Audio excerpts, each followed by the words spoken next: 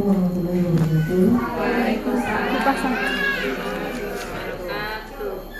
Saya dari Walinya Ain Aulia. Ini anak saya kebetulan sekolah di sini. Alhamdulillah ini hanya ya bercerita, juga siapa tahu bisa memberikan solusi dari bunda atau ibu yang lainnya, karena memang kita memiliki masalah masing-masing dalam mengasuh anak. Khususnya saya sendiri, saya sudah memiliki 3 anak dan saya di rumah mempunyai kegiatan sendiri seperti menyibukkan diri sendiri lah. Karena pasangan atau kebetulan di rumah juga masih ada orang tua, jadi di situ ketika saya lelah sekali, ini cerita ya Bu ya, lelah, anak sudah berpola, yang pertama sudah bikin ulah sama yang nomor 2, yang nomor 3 mau tidur, dan itu mulai di situ sudah memancing emosi saya reda. Nah mbaknya ini yang gak reda, akhirnya di situ lah, kadang-kadang stresnya di situ. Saya bikin astagfirullahaladzim, tentu aja gak bisa. Jadi ya piye ini kan, solusinya bagaimana? Jadi saya mereda 2 anak, 3 anak ini, yang satunya sudah saya gendong, yang 2 ini masih berantem. Yang bikin kadang-kadang yang bikin pribadi saya itu ampok di sini dan pengen di leher itu mbahnya malahan, maksudnya marahnya itu nggak berhenti. Nah begitu. Jadi solusinya itu saya minta ada nggak sih gambaran menghadapi nenek dan cucu yang luar biasa. Jadi kan jujur saja di situ, karena memang ayah kan nggak selalu di rumah, jadi harus maklum saja. Jadi begitu, itu saja sebenarnya yang bikin saya. Anak-anak sudah bawa mainan, sampah di dalam, banyak udah bersihin semuanya. Saya sudah capek, terus iki opo meneh, sampah lah. Aduh ya Robi, jadi saya mau istirahat pun nggak bisa. Akhirnya mau beres-beres, ketemu lagi. Jadi kadang yang bikin saya capek cuma itu. Terus terkadang emosi saya sangat tidak bisa direda lagi. Kadang main tangan, nggak mulut nggak, karena kalau mulut saya takutnya kebablasan. Yang kurang pinter lah, yang bahasa yang seperti itu yang takutnya saya nggak tahan. Jadi main tangan, set, udah. Kamu masuk kamar yang besar, yang kecil saya tarik gendong, yang nomor 2 tak kasih banyak. Udah gitu aja, aman pokoknya. Pokoknya yang pertama masuk kamar, dah, biar adekmu yang kecil ini tidur dulu. Terus kamu gak usah mainan di luar. Udah itu. Jadi gambarannya di situ masalahnya cuma itu aja. Mbahnya itu pengennya bersih terus. Nah itu aja. Anakku luar biasa, mainan, pasaran lah yang macam, wajan-wajanan lah yang segala macam itu dibawa masuk semua. Itu yang kadang biasanya ya Allah mungkin pengen istirahat gitu. Itu yang kadang bikin stres juga. Jujur aja. Ada kan di sini yang seperti saya? Pengennya bersih aja gitu loh. Sedangkan anak saya 3, nggak mungkin bersih terus. Dan tadi di materi disarankan untuk ya anak bagaimana mau betah di rumah kalau selalu kita tahan, nggak boleh.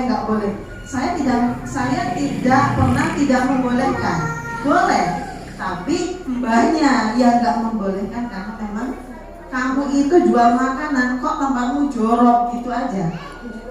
Nah gitu solusinya Bunda, bagaimana, apakah saya harus selalu berdoa? Saya harus ini jadi solusinya bagaimana? Kadang ya gitu, saya nggak ambil pusing lah, saya diam saja. Ketika sudah diam semua, baru saya ambil satu-satu, saya beresin. Tapi ya capek, jujur capek sekarang. Nah apakah ini kesalahan saya atau karena banyak anak atau bagaimana? Jadi ibu yang belum tambah jangan takut. Jangan takut nanti apa ayahnya lebih ngerti kan gitu. Insya Allah begitu. Itu cuma sharing aja ya Bunda ya, minta solusinya bagaimana.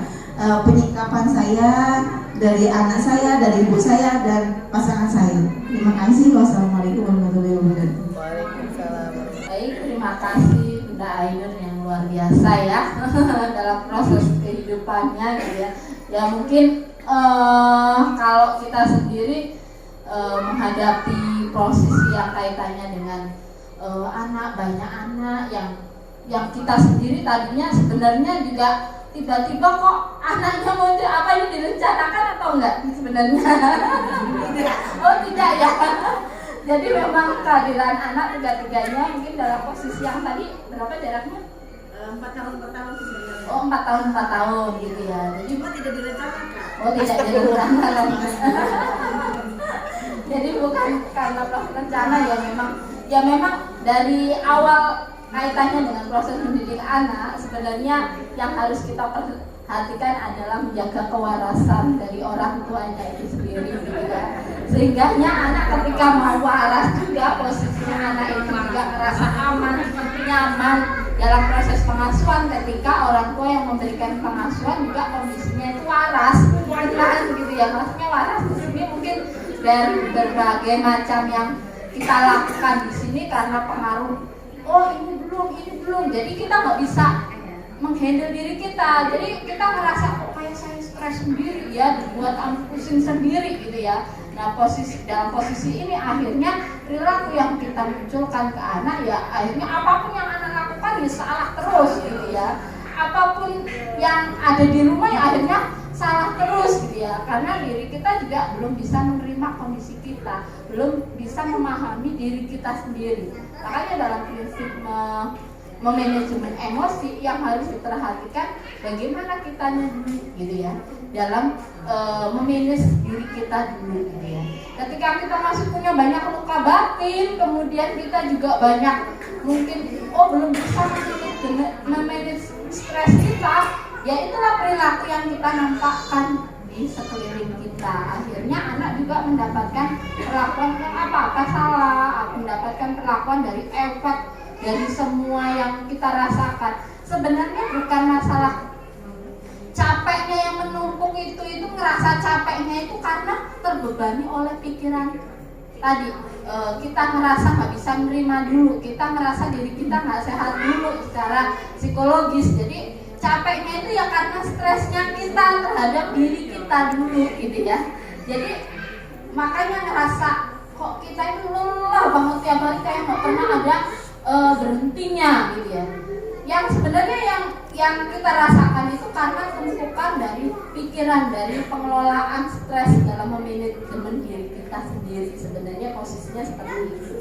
Nah, tapi ketika Bunda sendiri sudah bisa memahami dalam konteks ini, artinya jauh nanti bisa menerima kondisinya.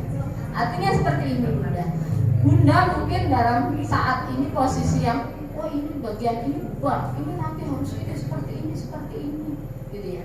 Ini semua dijadikan stresor. Stres itu pemicu stres semua. Tapi dalam sekarang, misalnya dalam kondisi sekarang Bunda itu usahakan ini bagian dari kehidupan saya. Kita menerima anak saya seperti ini, anak ini seperti ini, kita terima. Jadi ketika kita terima, walaupun ini bersih, walaupun ini kotor, nggak masalah gitu ya. Ya artinya posisi saat membersihkan nanti aja kalau anak-anak sudah. Kalau kita mungkin harus tadi ya, mungkin pola pikir kita mungkin ada luka batin kita dengan orang tua kita, harusnya seperti ini, orang tua kayak gini. Nah ini kaitannya dengan tuntutan dari pihak yang lain yang membuat kita sebenarnya menjadi stres gitu sendiri sih. Jadi pola-pola seperti ini memang harus kita selesaikan dulu gitu ya Bunda. Ya mungkin sesekali Bunda kalau kaitannya dengan mungkin marah saja gitu, luapan emosi marah atau luapan emosi yang kadang bertumpuk gitu ya. Ini kan kaitannya dengan kalau marah apalagi ya, ini kan sesuatu yang membuat kita kayak mengganjal. Kaitannya dengan Islam itu sendiri kan, marah itu juga kaitannya dengan sesuatu yang panas, buat panas gitu ya. Maka cara meregulasi juga ambil dengan sesuatu yang dingin gitu ya. Ini bisa berwudu, bisa basuh muka kita. Kalau masih tetap marah, mandi. Mandi gitu ya. Artinya kaitannya dengan memberikan sensasi dingin itu sendiri gitu ya. Nah, ini kaitannya dengan mereduce itu stres itu sendiri gitu ya. Mungkin dalam posisi itu. Nah, setelah kita stabil kondisinya, mungkin tadi ya mandi, masih belum masuk kepikiran, kita usahakan untuk bisa menerima. Jadi dengan cara mungkin bisa mengurai emosi kita, mungkin dengan menulis, kemudian saya ikhlaskan, saya buang semua apa yang saya rasakan, saya maafkan apa yang terjadi pada diri saya gitu ya. Jadi berusaha untuk menerima kondisi saat ini. Saat ini saya harus bahagia, saat ini saya harus bisa menerima kondisi saat ini saya anak dari ibu dari 3 anak saya. Jadi posisi yang ketika kita mungkin punya tuntutan dari orang tua, kita nggak senantiasa pikirkan. Nah, ini sebenarnya akarnya dari bukan diri sendiri. Jadi akarnya luka batin dari pengasuhan dari orang tuanya gitu sih. Makanya perilaku itu terbentuk, stresnya itu bukan karena posisi yang ada di sekitar ini, tapi karena tuntutannya gitu sih. Tuntutannya, oh kamu harus bersiap sini gitu ya kan, karena apalagi kalau mohon maaf orang tua dari pihak ibu apa mertua, oh ibu sendiri ya, mungkin ada luka batinnya dulu dalam proses pengasuhan. Ibunya harus bersih, ibunya gini, jadi polanya harus seperti ini, karena jualan kayak gini. Nah, posisinya seperti itu, artinya belum berdamai dengan sosok ibu gitu ya, belum berdamai. Nah, ketika misalnya posisinya sudah berdamai, ini akan senantiasa ketika ibu ngomong, nah ini bersihkan, kita nggak ngerasa itu bagian dari tuntutan, tapi ini sebuah penerimaan. Jadi aktivitas yang kita lakukan atau mungkin perilaku yang kita lakukan ini nggak membuat kita itu terbebaninya di sini gitu. Jadi yang ngerasa itu lelah itu bukan lelah sebenarnya, lelah dari, tapi lelah psikologisnya karena pengaruh itunya. Jadi tuntutannya karena merasa oh ini berat, ini ibu selalu ngomong ini, jadi anaknya kayak gini terus kayak gitu. Jadi tumpukan dari peristiwa bukan luka batinnya yang Mbak sendiri belum bisa berdamai dengan sosok tuntutan dari ibu itu. Nah, posisinya seperti itu. Jadi kalau misalkan posisi yang mungkin sampai nggak bisa menghandle itu semua, bisa berkonsultasilah pada psikolog yang artinya bisa mendapatkan penanganan lebih profesional. Gitu ya, udah ya. Baik, itu saja. Saya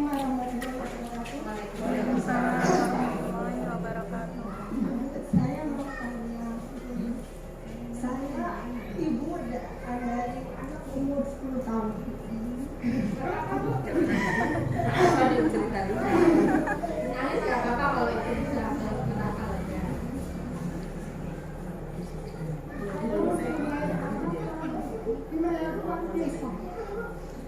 Biasa dan kadang, jadi sebenarnya nggak nakal ya Bu. Sebenarnya dia itu nggak nakal.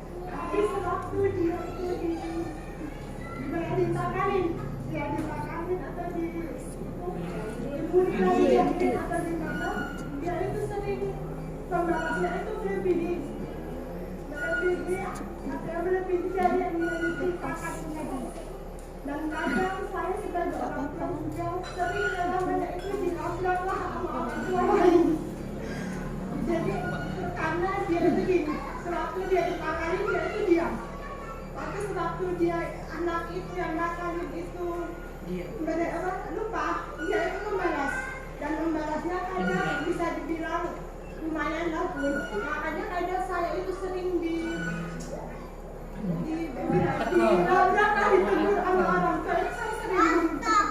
Jadi kadang gimana ya Bu solusinya yang teman saya sebagai orang tua.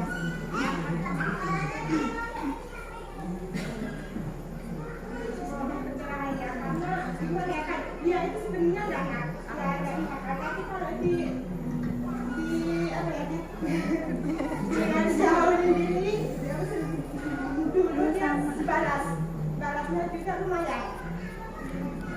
Baik, terima kasih. Menghadapi tantangan anak-anak yang sekarang ya, gitu ya. Apalagi kalau yang melihat, anak ini kok kayaknya nakal banget sih, gitu ya. Mungkin kalau Bunda Roik sendiri sebenarnya dalam posisi ini semua anak itu kan kaitannya dengan lahir di muka bumi ini semuanya bersih, gitu ya. Fitrahnya anak ya fitrahnya menjadi baik itu sendiri dan luar biasa ya, mungkin Bunda sampai saat ini bisa mungkin memahami kondisi anak, dan mungkin dalam proses ini pun karena bukan apa-apa, karena Bunda itu luar biasa saat ini bisa mendampingi anak yang terus gitu ya. Tapi ketika melihat perilaku anak yang mungkin cenderung kok ini pengaruhnya mungkin dia lebih kelihatan nakal banget sih ketika kalau misalnya dibully gitu ya, ketika misalnya habis dibully lo diem aja terus habis itu balasnya luar biasa gitu ya Bunda ya. Nah, kadang dibully sewaktu dia dibully kan karena dia balasnya terlalu luar biasa, kadang kan yang disalahkan itu anak kita karena dia tidak pernah dia tanyain itu masalahnya apa, kan jangan orang tua tidak seperti itu ya. Jadi yang membuat Bunda sedih itu bukan perilaku anaknya sebenarnya, tapi labrakan dari orang lain gitu ya, membuat perilakunya. Kan gitu ya, kayak merasa terancam, oh anakku jadi kayak gini gitu ya, kita merasa nggak berdaya. Nah sebenarnya kalau kita berbicara mengenai perilaku anak yang tadi kita bicarakan di depan, bahwasanya kan perilaku anak itu terbentuk bagaimana reaksi yang ada di dalam lingkungan itu sendiri. Mungkin pola anak dalam regulasi emosinya, tadi kenapa kok tiba-tiba dia langsung kalau marah nggak terkontrol gitu ya. Karena apa? Mungkin setiap kali mungkin mendapatkan ujian, anak itu nggak pernah diselesaikan masalahnya, tapi dipendam terus. Akhirnya muncul nih ketika pertahanan itu, ledakan emosi muncul. Akhirnya marahnya nggak terkontrol, posisinya seperti itu. Karena apa? Emosi tadi nggak dialirkan, nggak dialirkan. Akhirnya apa? Dendam, benci, jotos. Gitu, memang gak banyak ngomong anaknya, jadi muncul perilaku agresifnya karena banyak tekanan dari orang tua, dari teman-temannya. Sedangkan anak sendiri tidak pernah dibekali. Maksudnya seperti apa? Ketika anak-anak kita yang dibully, bukan berarti kita terus menyalahkan juga orang lain. Oh itu dasar nakal itu, anaknya itu nakal. Sehingga anak kita pun nggak pernah punya pertahanan diri, merasa diri kita itu juga lemah, anak kita lemah, dirinya memandang dirinya sendiri juga lemah. Jadi konsep terhadap dirinya itu menganggap oh dirinya lemah. Ketika dibully cuma diem aja atau dilindungi sama ibunya, oh dasar sih itu memang nakal. Jadi anak itu nggak pernah punya pertahanan diri. Nah, sebaiknya apa yang kita lakukan ketika anak punya krisis yang negatif seperti itu, gitu ya, ketika emosinya terus langsung meledak seperti itu, gitu ya. Artinya kita punya bekal buat anak kita. Ketika dibully, bukan ajarkan untuk dia menyalahkan orang lain, apalagi sampai urusannya sama ibunya langsung ngomong, bu itu nakal bu. Sekali dulu kan itu kan ada yang kuat gitu ya kadang-kadang ya. Jadi anak itu nggak bisa membuat konsep terhadap dirinya bahwasanya dirinya bisa menghadapi masalahnya sendiri. Tapi yang harus kita lakukan adalah ketika misalnya tadi ya, oh ada anaknya, waduh ini gitu ya, mungkin dia menghadapi masalah. Tanamkan kepercayaan, tanamkan pada diri anak itu sendiri bahwasanya dia bisa menghadapi masalah. Kamu bisa loh, kamu ketika kamu bully seperti ini ngomong, rasanya nggak enak ngomong, aku nggak seneng loh kayak gini, gitu ya. Itu namanya menyakiti saya. Jadi seperti itu, tanamkan jiwa itu, bukan senantiasa kita kadang itu nanamkan ke anak bahwasanya oh dia yang punya masalah dialihkan aja ke orang tua yang menyelesaikannya. Dalam arti ketika anak menghadapi masalah malah justru diberikan sama orang lain. Nah, terkait dengan tadi muncul muncul adanya ledakan emosi karena dia nggak bisa menghadapi masalahnya dengan emosi yang nggak dialihkan. Jadi sehingganya muncul perilaku yang agresif itu terbentuk karena tumpukan emosi itu sendiri. Jadi ketika misalnya ada orang lain yang nabrak, yang jadi posisinya bukan yang terus kita merasa sedih banget sama anak kayak gitu, tapi tunjukkan juga ke anak kita dengan anak dia untuk bisa menyelesaikan, saling bermaafan, ngomong seperti ini ketika kami seperti ini rasanya nggak enak, namanya menyakiti saya. Jadi ajarkan juga ketika menghadapi masalah, menyelesaikan masalah itu bagaimana. Bukan kita akhirnya dilabrak kayak gitu, kita juga ikut dongkol, akhirnya benci, nanti bencinya sampai keturunan kita selanjutnya kalau kayak gitu posisinya. Jangan deket-deket dia orangnya ini, sering laporkan, jangan deket ini. Posisinya seperti itu. Kita punya merasa sakit hati, akhirnya dipendam terus. Kita merasa diri kita akhirnya nggak berarti, nggak berharga, lemah. Nah posisinya seperti itu. Gitu ya Bunda ya. Jadi ketika anak mengalami hal seperti itu, tadi cara meregulasi, cara anak untuk menyelesaikan anaknya, dipahami dulu emosinya dengan cara tadi yang diterima, diakui. Terus kalau sudah tenang emosinya, baru ditanya masalahnya apa. Ketika harus menyelesaikan masalah, biarkan anak kita tuntut untuk menyelesaikan masalahnya. Kita bantu apa? Yo mengalami sama ini, yo ini yang ngomong utama. Gitu. Nah, dia seperti itu mungkin terulang karena belum dipahami emosi. Gitu. Jadi pentingnya kita harus menanamkan artinya konsep diri yang positif dulu buat anak kita. Artinya buat anak kita, buat kita sendiri. Ya. Jadi biar tadi kaitannya dengan kesehatan jiwa kita itu lebih terjamin gitu ya. Kemudian kaitannya dengan peristiwa orang yang melabrak, ya kita juga berusaha untuk artinya memaafkan diri kita gitu ya. Tapi bukan berarti merendahkan. Gitu ya Bunda ya. Jadi tetap ketika memaafkan, ketika itu ada saya sampai nangis, itu berarti belum ikhlas. Belum ikhlas, artinya memaafkan, mengikhlaskan. Kalau ketika kita ikhlas, berarti ketika mengingat sesuatu atau yang membuat kita trauma, kita nggak merasa terluka. Nah, posisinya seperti itu. Setiap ada masalah, kalau kita berusaha memaafkan, mengikhlaskan, maka akan menjadi lebih lega. Nah, setelah itu kita bisa melangkah atau melakukan sesuatu dengan biasa. Kalau kita cenderung menghindar, nah itu malah membuat luka batin kita. Gitu ya? Baik, itu saja Bunda. Di sini saya sebagai pemandu acara, apabila terdapat banyak kesalahan, saya mohon maaf yang sebesar-besarnya, dan kepada Allah Subhanahu wa Ta'ala saya mohon ampunan. Marilah kita tutup acara ini dengan baca lafaz hamdalah. Alhamdulillahirobbilalamin. Dengan baca doa kafaratul majlis. Subhanakallahumma wa bihamdika asyhadu an la ilaha illa anta astaghfiruka wa atubu ilaik.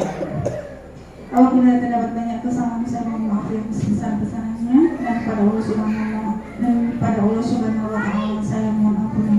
Saya akhiri, wassalamualaikum warahmatullahi wabarakatuh.